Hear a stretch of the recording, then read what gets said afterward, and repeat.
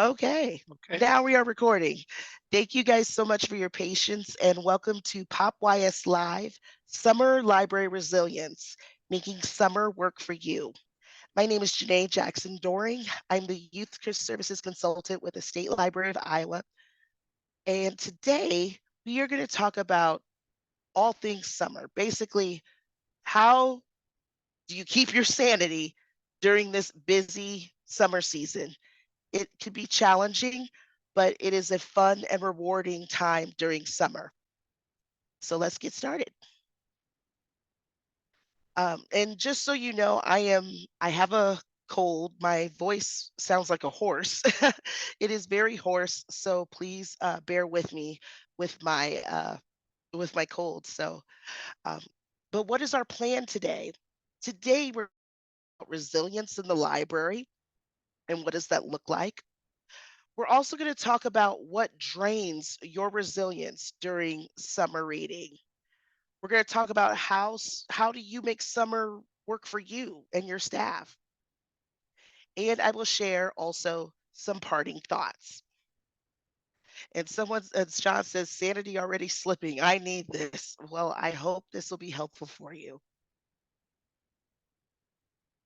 So let's talk about resilience in the library.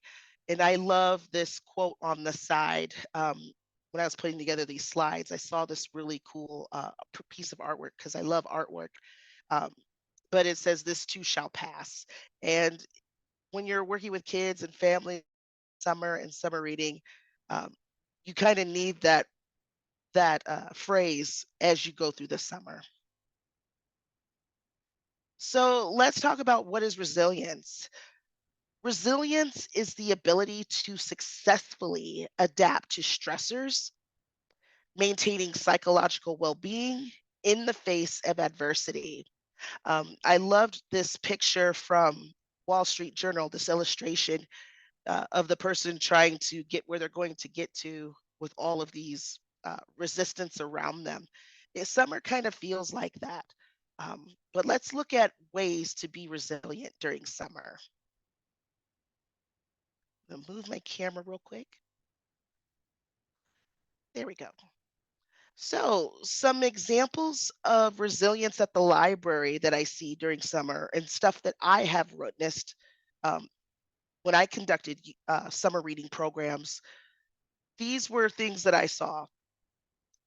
Having a backup plan for a no-show presenter. That's an example of being resilient at the library. You you may have a situation where you have a performer or presenter that you contacted months ago, and for some weird reason that the day of the event, you've already contacted them, you already confirmed that they're coming, and the day of the event, they don't show up. What do? You have a backup plan. You have a scavenger hunt that the families can do. You have a backup story time that you can do. So having that backup plan for a no-show presenter, that's an example of being resilient at the library. Consistently communicating your needs to your staff or having consistent communication with staff of your needs. That is an example of being resilient at the library. Handling large crowds of kids at a program. We've all seen different crowds of kids. That is definitely an example of being resilient at the library. This big one on the bottom right, having backup plans in place when a staff member is sick, so that way they could lead a program for you. That is definitely an example of being resilient at the library. I also wanted to add these two portions at the bottom with your programs in your advertising, making sure you put all programs are subject to change. Because let's face it, you could plan the coolest programs, the coolest activities, but things do happen. Life does happen. Things go wrong. Things might have to be canceled. So making sure in your advertising, you're saying all programs are subject to change. That's an example also of being resilient and being prepared at the library for summer. And your passive programs and your crafts. This is the magic phrase you always want to put in any type of signage or advertising. Available while supplies last. Because you never know. You could plan for 100 people. You could plan for 50 people, and things just things run out. So making sure that you have these phrases available while supplies last in your advertising and your signage and in your with your programs and with your calendars and your signage. All programs are subject to change. Making sure you're prepared that way, that is an example of being resilient. All of these are examples of being resilient at the library. I just want to check the comments real quick in the chat. It looks like Laura says we have a passive scavenger hunt at all times, and we also have a rolling tote full of outdoor activities and toys that can be taken outside to our green space if we need to redirect a crowd. That is a great idea. That's a wonderful idea, especially having that passive scavenger. Have it out at all times just in case if somebody doesn't show. Great job. So I'm going to get you guys chatting in the chat box. So I would like to know, in your words, how are youth librarians resilient during summer? Laura just mentioned her ideas in the chat. I'd like to see from you guys if you could enter in the chat, how are youth librarians resilient during summer? We're going to take a couple seconds and I just want to see some different answers. John says, I try to be realistic about how much I can take on. Yes, yes, definitely. Be realistic. Don't reinvent that wheel. Heather says, always have a plan B. Absolutely. Because you never know. Plan A doesn't work. Got to follow plan B. Jeremy says, we've started keeping a box of fidget toys for kids with with attention spans, with attention needs. We're going to start uh, showing Friday movies this summer, so that will help with that. Wonderful. Emily says she's created a shared Google Doc for staff that has all of our programs listed. Yes, with at least a loose plan, including links to printables and materials needed. So if we're covered if someone is ill, absolutely. Uh, and Laura says quality is better than quantity. If a program fails to bring in the numbers you expect, absolutely. From Cindy says if we have a no-show or big change, we quickly set up your centers with blocks, dollhouse, and magnetiles. Absolutely. Then Christine says as she has got passive activities on hand. Awesome. Those are wonderful examples of being resilient and being prepared when plan A doesn't work during summer. So thank you guys for sharing. So, oh, and there's one more comment. Looks like Emily says we also have a look and find simple scavenger hunt, board game station, and let's see, and coloring out all the time. We'll also be rotating a guessing jar or voting station each week. There's always something to do. I love that. Thank you. So let's take a peek at what drains your resilience during summer. And trust me, a lot. There's a lot that could drain your resilience during summer. Um, so for me, I remember what drained me during summer reading, and maybe you guys have seen this too.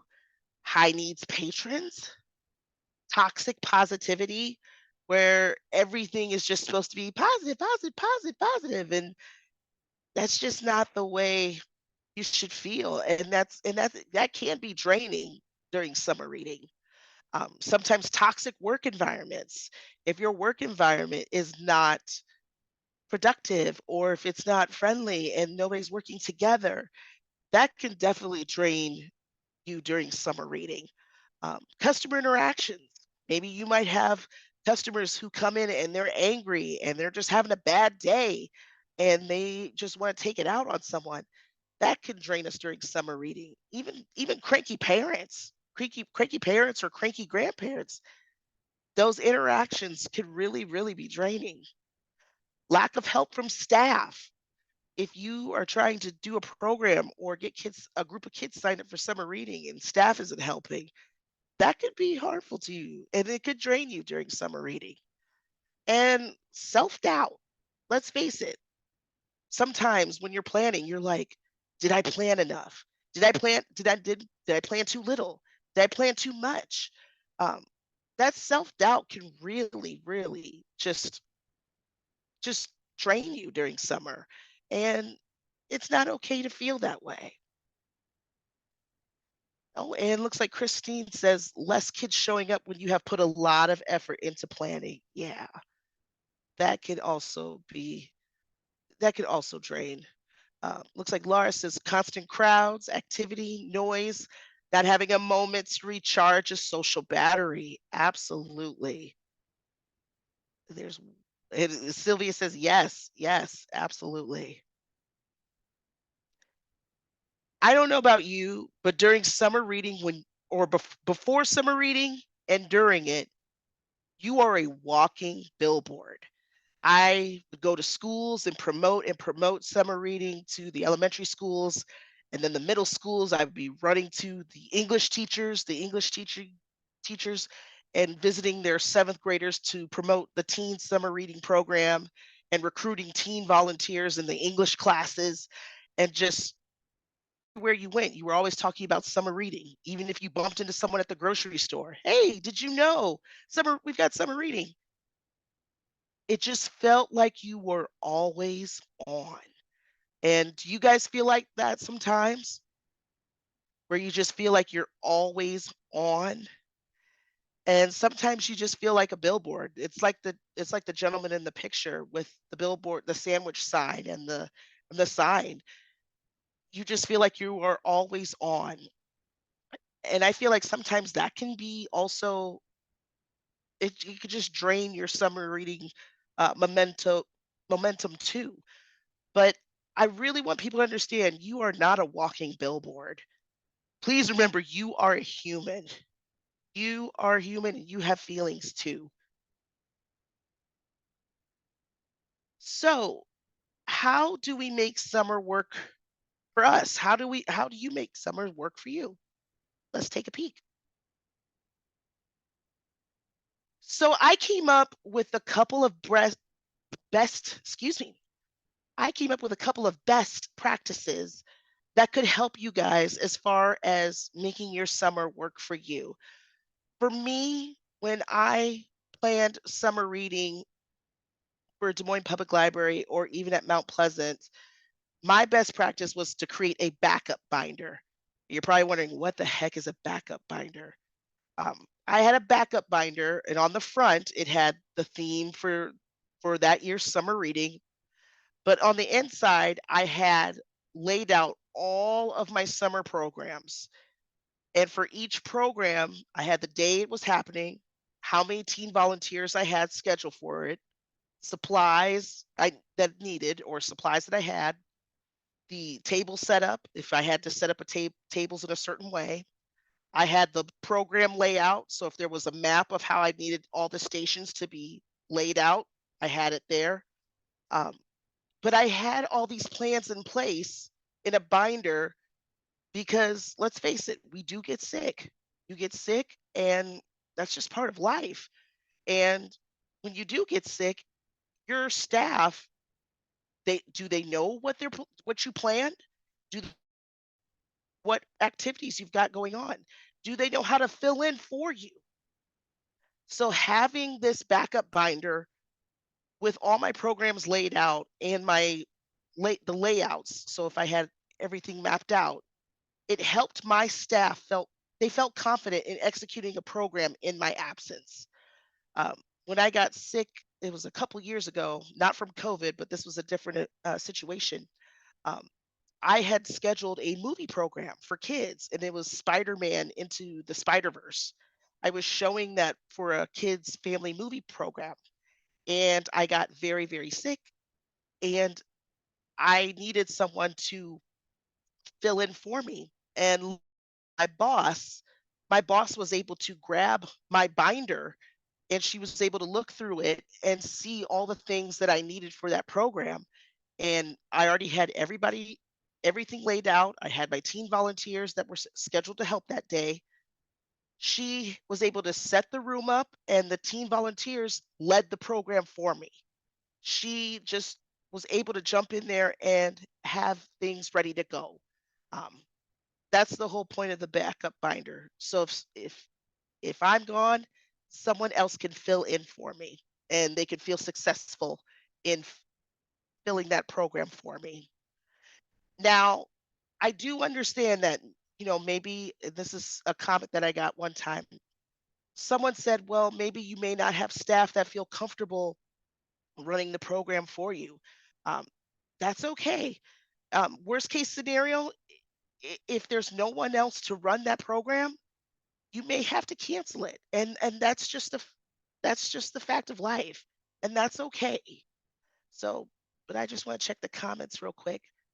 Uh, Amber says she has a backup binder. She also has copies of all the contracts for the performers and master copies of the reading logs. Absolutely. Yes, that is perfect. That is a great way to keep all of that info in one spot so you know where to locate it and your staff as well. So, inside my backup binder, this was a program planning form that I created and put together. And so for each program, I had this form. So I put the date, the time of the program, the name of the program, what grade or age I was working with, concepts I wanted the kids or teens to learn. I wrote down the activities or if there were stations, the supplies needed, preparation. So if I had to reserve the room or arrange the chairs in a different fashion or the tables, I had wrote down the volunteers or staff that were going to be helping that day, and then a area where it says evaluation. So I had that person write the number of attendees who came to the program, and whoever ran that program for me, they also would write down, "Hey, it went great," or "Hey, you might need to change this next time." And then if I had a lesson plan, I attached that lesson plan or a map, like a map of how I wanted each station to look. Um, but this helped me a lot throughout all my summer reading planning, and I was so glad that I put that together. And I will share this also during the session as well, so that way you guys have copies of this with the slides.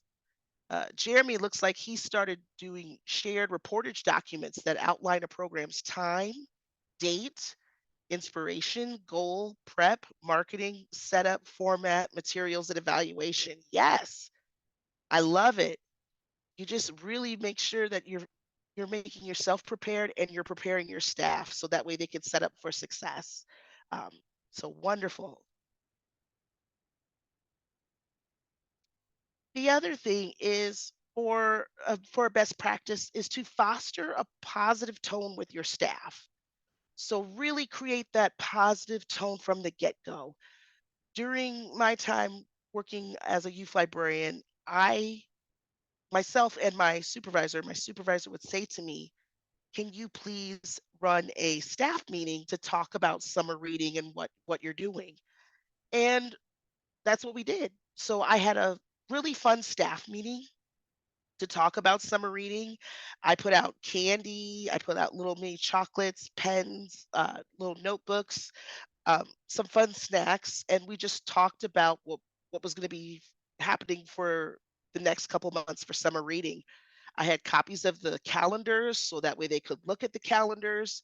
If they had questions, they could ask questions about how to sign the kids up, how to sign a daycare up, because that was different from signing up just a family. Um, just making sure that they all were on the same page with how the program worked, what the grand prizes were, how to sign up for programs. It really made them feel confident and everybody knew what to do. Um, During those staff meetings, it's really important to also acknowledge any staff concerns during those meetings. You might have you might have staff that don't know how to sign up a child during summer reading or how to sign up a daycare or what do I do if I have a teen volunteer that isn't listening and they're being really, really nasty to other teens? You might have those situations. So it's important to acknowledge any staff concerns and questions that arise during those staff meetings because you want everyone to be on the same page. I see people coming in saying, "I'm sorry if they're late." You're not late. It's okay. Just welcome to you. Welcome, welcome. We are happy to have you here. Yes, Scott is saying we are happy to have you here. Absolutely. Some other ideas for fostering a positive tone with staff during summer reading. The branch that I worked at, we had a treat day or a treat week in the staff break room. Sometimes we bought ice cream sandwiches. One person brought a different kind of food. I brought Whitey's ice cream because I know in Hy-Vee they serve my hometown ice cream, which is my favorite ice cream, is Whitey's. Um, and we had hot fudge sundaes. So maybe have a treat day or a treat week in the staff break room. Um, or if you guys like potlucks, you can maybe have a staff potluck that could be held during summer reading or at the end, where you guys bring in some yummy treats and some yummy foods. Um, and it's just a good way to have some camaraderie and we all gather over food. It's a wonderful way to talk and celebrate and just have a good time. So consider maybe holding a staff potluck at your library for summer reading just for staff. The other thing I'd like to point out, and this is something my old library did, we would have a staff summer reading challenge just for staff, where the staff had to complete the adult summer reading log. And we had, I think it was like you had to complete 4 activities on the staff log, and then you turned it uh, into a prize drawing box in the staff break room. And each week they would draw for a small prize. And the big prize was I think it was like a $50 gift card to Target. And that was fun. I mean, did I win? No. Was I bummed out? Sure. Of course I was bummed out. But did I have fun? Yeah. It was a great way for our staff to do something fun together. And, who doesn't love a Target gift card? Uh, but it was just one way that we could have something fun to do together as a staff, um, just to enjoy the summer during summer reading. And then finally, share your library joys and wins with your staff. I mean, there's so many cool things that happen during summer.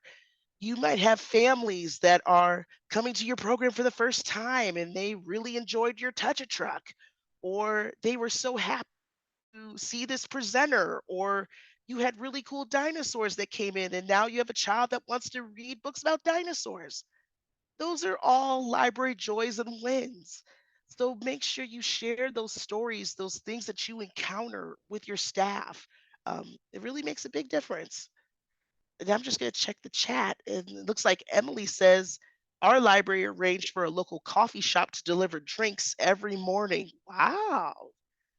Just for the staff. That's pretty cool. Um, Laura says we host summer movies Wednesday afternoons, and she always makes sure to pop enough popcorn for staff to enjoy too. Yeah, just those little things. Those little things really do make a difference, and they really do foster a positive tone with you and your staff. And I didn't want to leave out small libraries. So I thought of some best practices for small libraries too. With your small libraries, make sure you're partnering with other nearby libraries to bring outside programming to your spaces. I went to a program last summer, I believe it was Applington and Parkersburg. They had pooled their resources together, and those libraries brought large, huge dinosaurs, life-size dinosaurs, to a meeting space.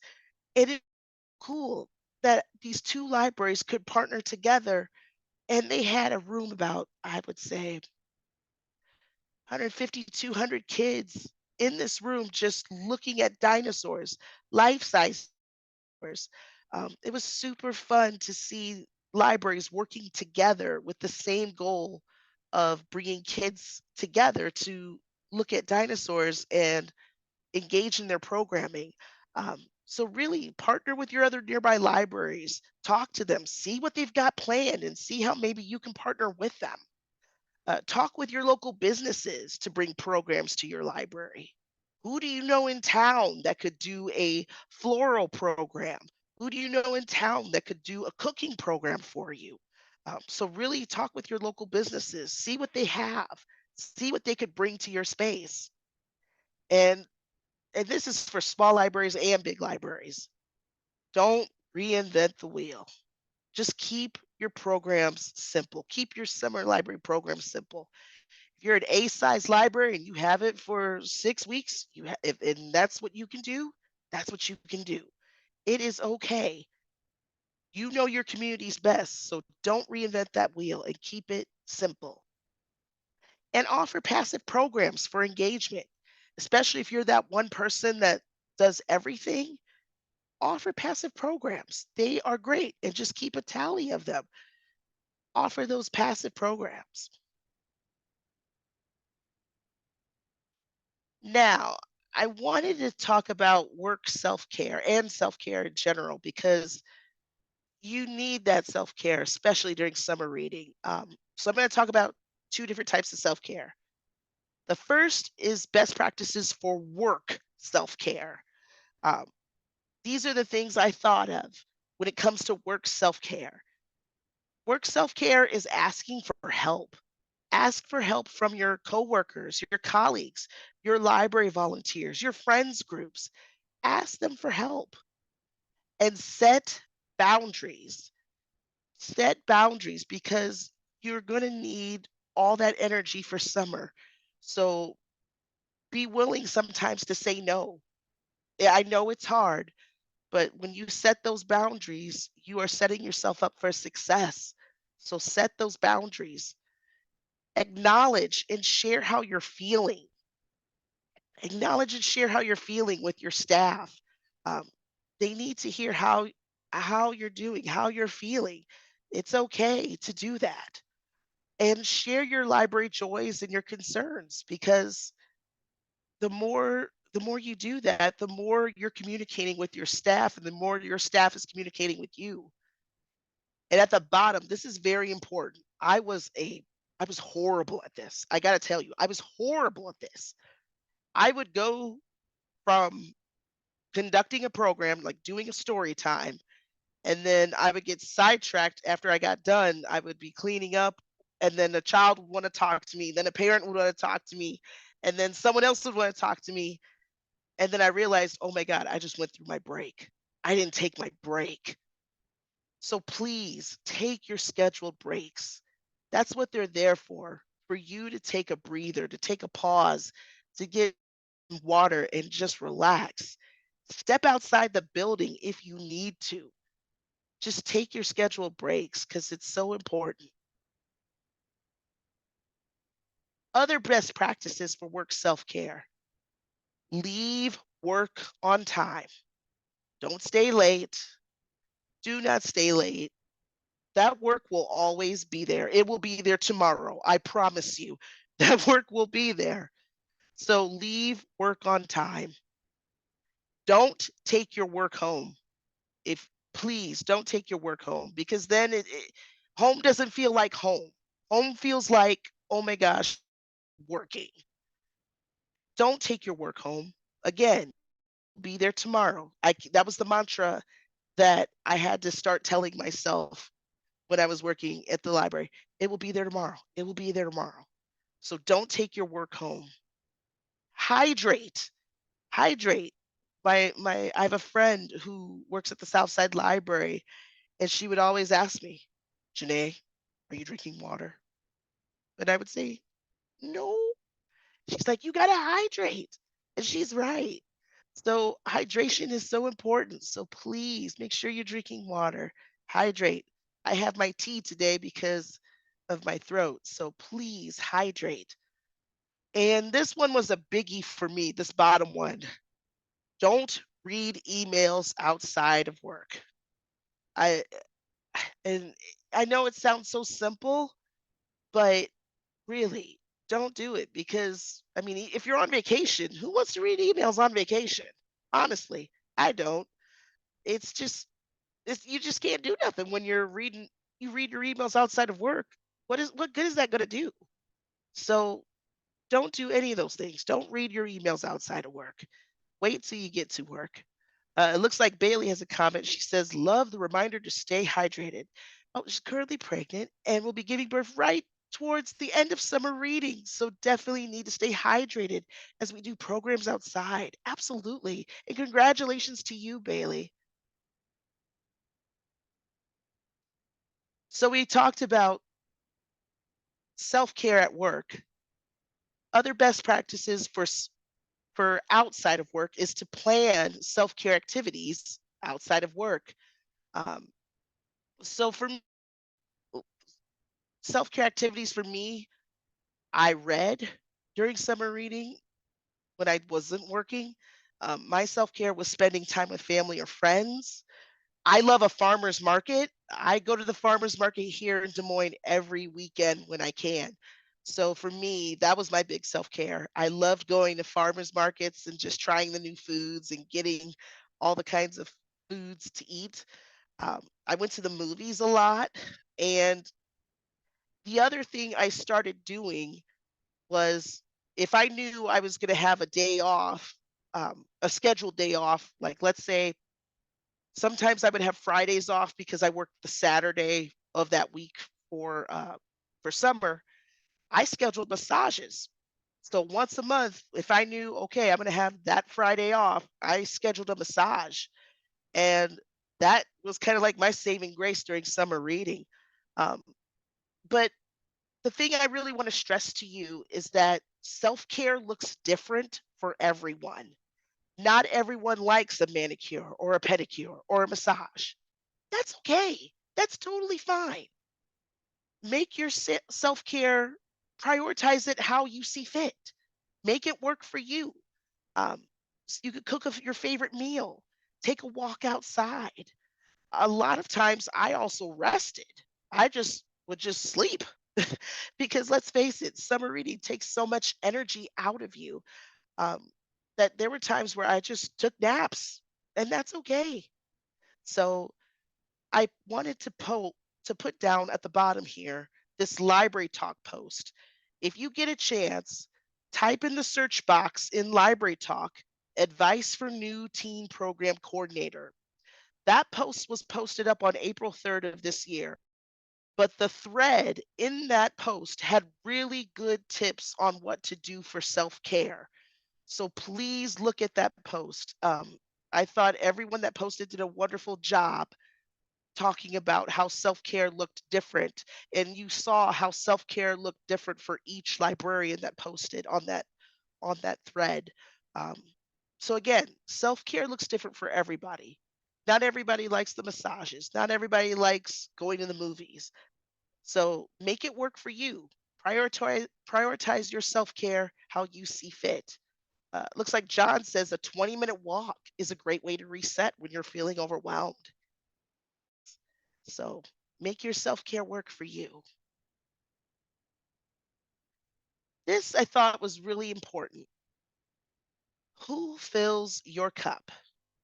I want everyone to take a moment, maybe 2 minutes, and I want you to think hard about someone that fills you up and brings you joy. I'll give you 2 minutes. Think about someone who lifts you up when things get rough or things are down, or someone that's always wanting to be by your side. They're your cheerleader. Who brings you joy? And you can put their name in the chat if you want.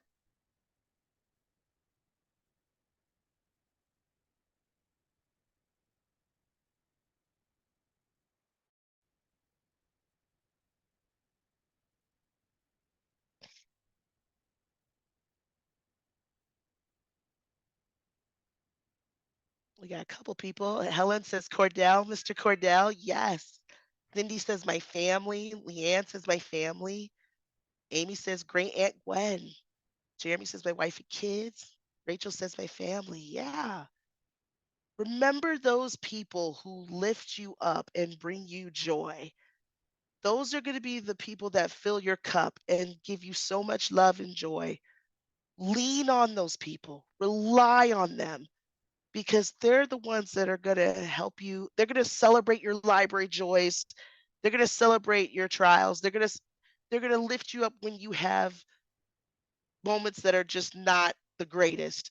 So please remember those people during summer reading who lift you up. Go to those people. They're going to be your support. They're going to be your own support team during summer. So think about that. Another thing I wanted to point out, um, when I was looking at the summer reading program survey in September of last year, I looked at a lot of comments. Um, and some people said that they weren't going to do a theme. They were going to do something different. They were going to go evergreen. And someone asked if I would talk about having a themeless summer reading and what would that look like. Um, so during summer reading, if you choose not to use the CSLP summer reading theme or the I Read summer reading theme, maybe you consider going themeless and having a themeless summer library program, or they call it evergreen. Some of the benefits of this is that you're not tied down to a specific theme. You can make the program your own. You can adapt it from year to year. The other thing is that the program is easy for your kids and your teens to complete, and your program is easy for your staff to explain. That's one thing I really, really, really don't like is when the program is so complicated that even your staff members can't explain how it works. Um, so let's take a peek at some libraries that have done this. So this is Iowa City Public Library. This They decided to do an evergreen theme last year. They called it 2023 Iowa City Reads, and their log is a bookmark. So the front of it is the building of Iowa City Public Library, and on the back they have their program. So for adults and teens, all they have to do is read 4 books, and when they're done, they turn in their bookmark for a prize, and they can do it as many times as they want. And then at the end, they draw a winner for a large grand prize. For children, looks like they have to read 20 books. So, and they cross off each green two. And when they're done, they turn it in, get that prize, and then they draw their name for a large grand prize winner. Um, so that is what Iowa City has done as far as an evergreen theme. The next example I have is of Des Moines Public Library. This is their summer reading challenge from last summer, and this is their first through fifth grade log. They had 3 different logs. They had one for babies and toddlers, or babies through kindergarten, excuse me, um, first through fifth grade, and then teen was sixth through 12th grades. But this is their log, and what they did, you could choose an activity. So you could either read or be read to for 20 minutes, and you cross out a little rosy at the bottom there. Or you could do some activities. You could attend a library program, you could listen to an audiobook, you could cook something from a cookbook, you could read to a family member, or you could check out a STEM kit and use it. And then when you were all done, you would complete this completion slip, turn it into the library, you'd get a prize, and then enter your slip in for a grand prize drawing. Um, Super simple. And they are doing the same program again this summer as well. So this was their adult summer reading challenge sheet. And I gotta tell you, it's by the way, this is not a full sheet of paper. Their adult summer reading challenge, the paper was no bigger than this. I mean, it was pretty tiny. It was pretty cool. Um, but what they did was you completed 4 activities. They had it printed on front and back if you wanted. You complete 4 activities on one side, and the activities could be repeated. And then once you got those 4 activities done, you filled out the bottom portion, turned it in, you got a small prize, and then they entered your name for a grand prize drawing. Um, it was super cool. It was super easy. Um, and it was super fun. And how I know it was super fun? Because I won their summer reading challenge, which I couldn't believe it. I was like, what? I won? Really? It was super cool. Um, it looks like and in the comments, let's see, Amber said, or sorry, Ambry says, last year I simplified our log. The staff explained the one I inherited 5 times and still didn't understand it.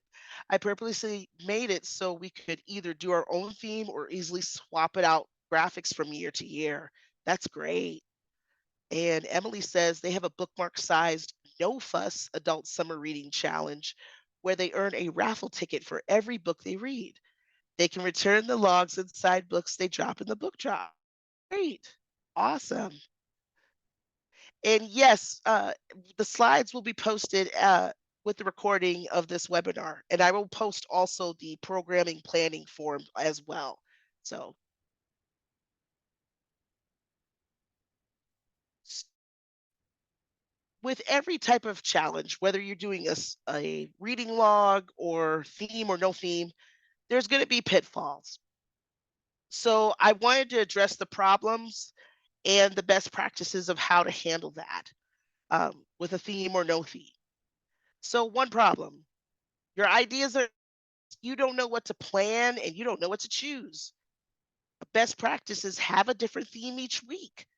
Maybe you have one week be it might be I'm just throwing out for example, flowers and planting and maybe the next week might be stars and constellations and the next week might be animals.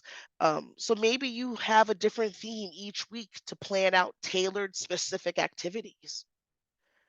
Another problem, you might want to or you want to add an activity that's outside the read, renew, repeat or CSLP theme. That is okay. Just do it. Like if you know your kids really want to have a Five Nights at Freddy's program and it doesn't fit the theme of summer reading, it's okay. Do it. Or if you know the teens want to have a, or the tweens, if they want to have a Taylor Swift party and you want to have a Taylor Swift party with stations and activities, do it. That's okay. It not everything that you plan, it doesn't have to be so matchy to the theme. I think that's where people get really frustrated is they think that it has to be cookie cutter and it has to match the theme. No, summer reading, you can make this any way you want. You can plan any type of activity that you want, whether it's matches the theme or it doesn't match the theme. As long as your kids and your teens are into it and your families, that's all that matters. Another problem, it's hard to come up with craft ideas. Yeah, I hear you on that. And my advice, use Pinterest. Pinterest is a great way to get ideas for programs. Talk to your other libraries to ask what they're doing for craft activities. And I have 3 Pinterest boards. I have a kids, I have teen, and I have adult summer reading Pinterest boards. You can look at those for inspiration as well. And finally, another problem I see, you don't like the activities inside this year's theme with the iRead theme or CSLP. That's okay. How about for best practice? Pick and choose the activities that you think your community will like. So again, think about your community. What does your community want? What does your community need? Pick and choose those activities that they like, and then everything else will follow suit. It looks like Cindy says our teens and adults submit a coupon for each book that they read, and it goes into a prize drawing. Excellent. Very cool. You've got about 13 minutes. Perfect. And yeah, we're right on time. Thank you, Scott. And I just wanted to leave you with some final thoughts from Michael Threets. I don't know. I know there's a lot of you that know who Michael Threets is, but for those of you that don't know who Michael Threets is, Michael is amazing. He is the biggest library advocate that we have on the um, I had the wonderful honor of hearing him speak at Des Moines Public Library for their staff in service. They were very kind and they let me sit in on his address. Um, so, all the things that I'm going to share with you with the final thoughts are from him because I specifically asked him, um, what should youth librarians do during summer reading? What should staff do to help support youth librarians?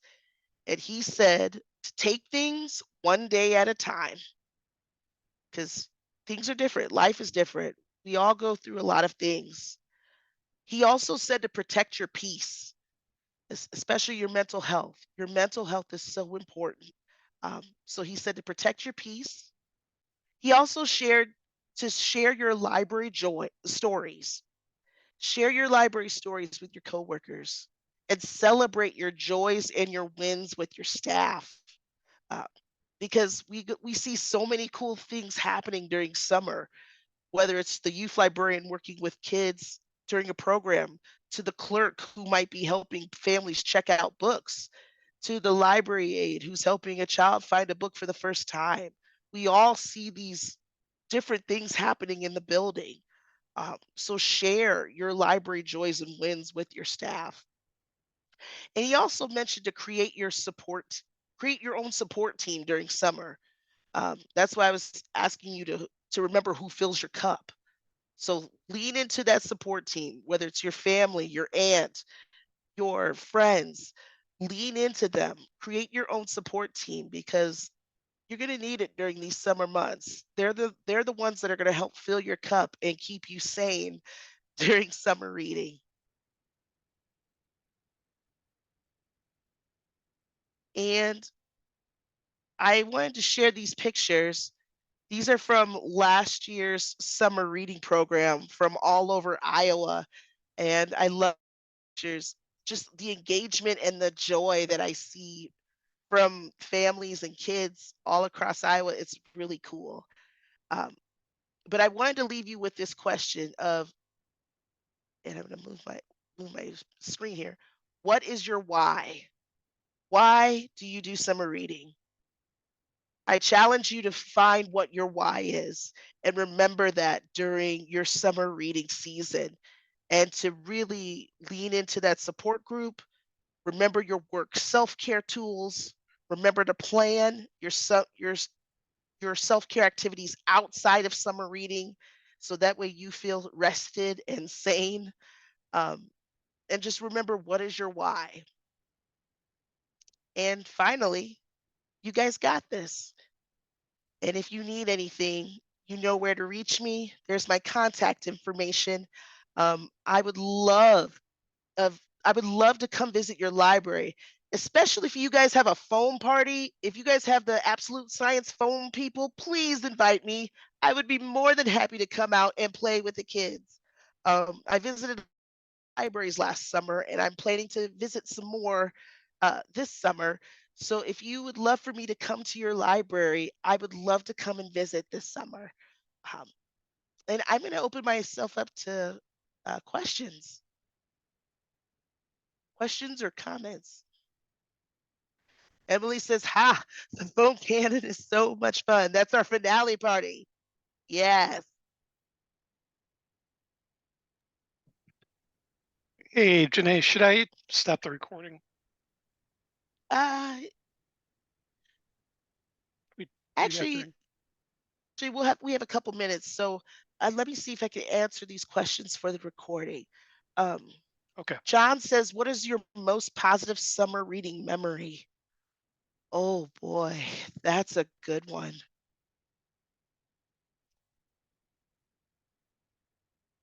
Well, that's a really good question.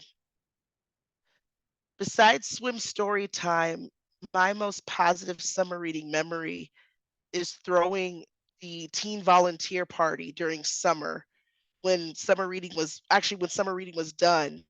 We would throw a volunteer party and to see all these teens. I had I had about 15 teens that would volunteer with me through June through August, and some of them volunteered during different shifts, so they didn't know each other.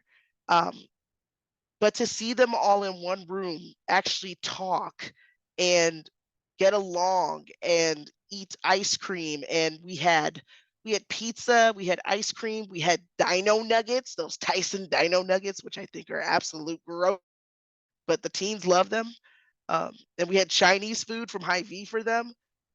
Just to see them interact and have fun and eat, and we had a, what do they call it? The Saran wrap ball where we hid prizes in the Saran wrap, and then we wrapped it up, and then they had to play that game. That was a lot of fun.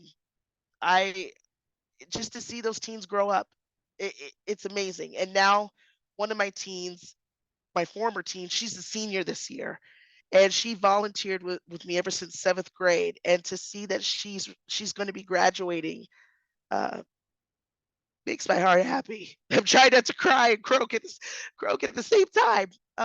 But yeah, that was my favorite in memory. Let me see what I have. Let's see. Emily says something that has helped me recharge this year is asking how are we measuring success this summer, and clarifying with my director what our overall aim of summer reading actually is. Yes, I love that. I'd be interested to see what they say. Really, really do think about what is summer reading? What does that look like in your community? How are you measuring success? Is it every child gets a free book during sign up, or every child complete program? What does success look like? Is it going out and doing outreach and providing summer reading materials for underserved communities? What does that look like? I love that you're having that conversation. Keep that conversation coming. Ooh, let me see what else. Oh, I'm getting some invites. We're having Absolute Science June 11th. They're doing a laser show. Oh my goodness. Yes. Oh my goodness. This is awesome. Any other questions or invites? Please let me know. Uh-oh, I see Linda's fired up. I love it. She's fired up. Dylan says thank you. Sydney says thank you. Chris, yes, Christine, thank you. Well, if you have any other questions or any other concerns, please let me know. Or any invites, please let me know. I would love, like I said, I would love to come visit. I bring books with me as a goodie bag of books. Um, so please let me know what's going on at your library, and I will get down there. So um, thank you so much. Thank you so much to Scott for filling in for Samantha today. Uh, and I hope you guys have a wonderful summer, and go team. I'm your big cheerleader. Yes, that's right. I am a cheerleader. So I am cheering you on. So thank you so much.